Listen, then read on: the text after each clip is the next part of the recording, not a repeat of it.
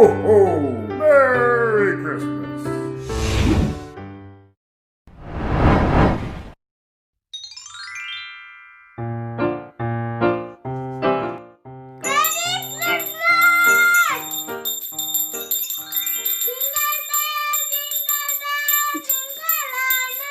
Hello, dear children. This is your Rinky ma'am, and on this special occasion of Christmas, we are going to celebrate the birthday of Jesus Christ. So, we wish you a Merry Christmas. We wish you a Merry Christmas. We wish you a Merry Christmas and a Happy New Year. A Happy New Year. Ho, ho, ho! Merry Christmas! आप सभी को Christmas की हार्दिक शुभकामनाएं। आज ही के शुभ दिन में Jesus Christ ने इस धरती पर जन्म लिया था। आइए आज हम उनके जन्म की पूरी कहानी जानते हैं। बाइबल के अनुसार बहुत पहले, लगभग 2000 साल पहले, जब राजा हेरोदेस ने यहूदिया पर शासन किया, जो अब इज़राइल का हिस्सा है, तब परमेश्वर ने स्वर्गदूत गैब्रियल को एक युवती के पास भेजा, जो उत्तरी शहर नाजरत में रहती थी। वो लड़की थी मरियम, जो बहुत ही दयालु और गुणी थी और जोसेफ की होने वाली पत्नी थी, उनकी संगिनी थी।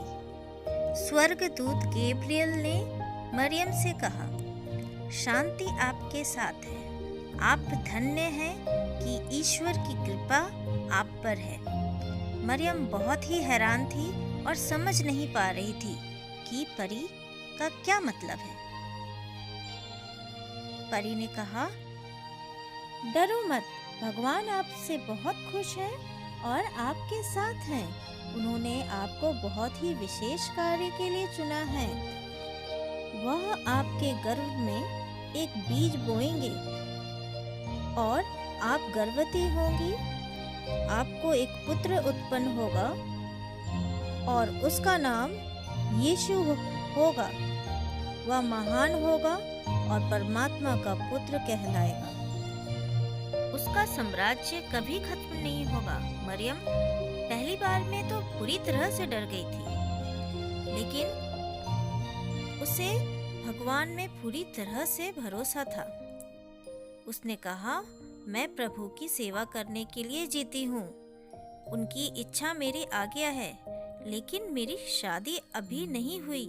ऐसा कैसे संभव है?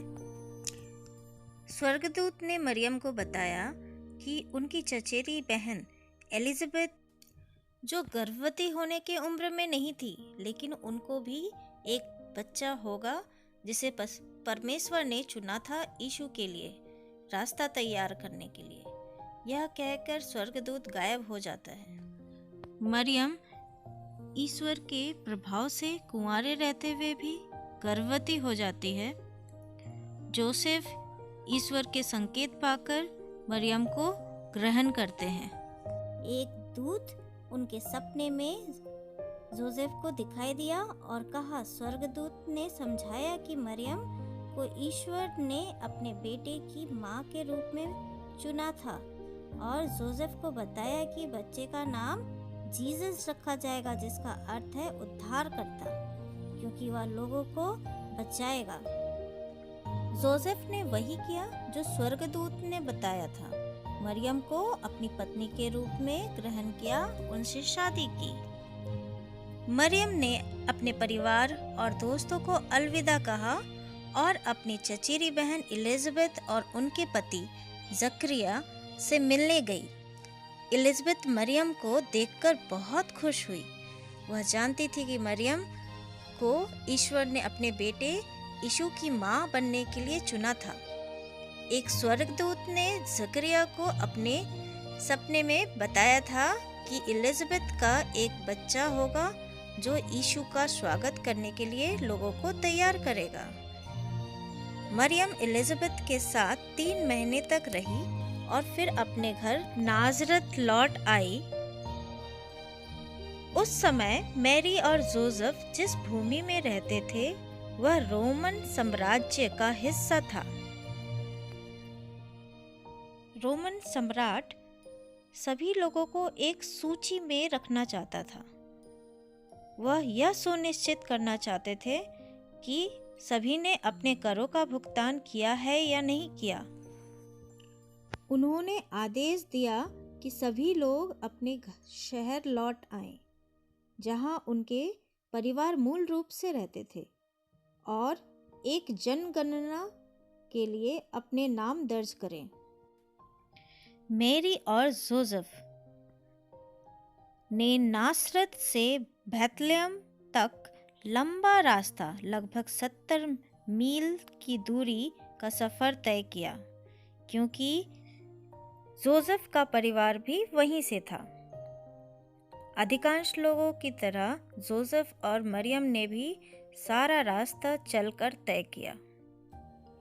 अब तो यीशु का जन्म का वक्त भी पास आने लग गया था। 1 हफ्ते के बाद वे आखिरकार बैतलहम पहुंचे। मैरी बहुत थक चुकी थी। जोसेफ रहने के लिए जगह तलाशने लगा। उसने एक आदमी से पूछा जो पास के एक घर में रहता था, हम रात को आराम करना चाहते हैं, इसके लिए जगह तलाश रहे हैं, क्या हम यहाँ रह सकते हैं? व्यक्ति ने मना कर दिया। उन्होंने कहा, क्षमा करें, हमारे सभी कमरे भरे हुए हैं। जोसेफ कमरे की तलाश करते रहे, पर सभी सराय भरे हुए थे। अंत में एक सराय का मालिक, जो मरियम की हालत देखकर दया आ गई, उनके पास कोई कमरा नहीं था, लेकिन उन्होंने एक घुड़साल में रहने की प्रस्ताव दिया।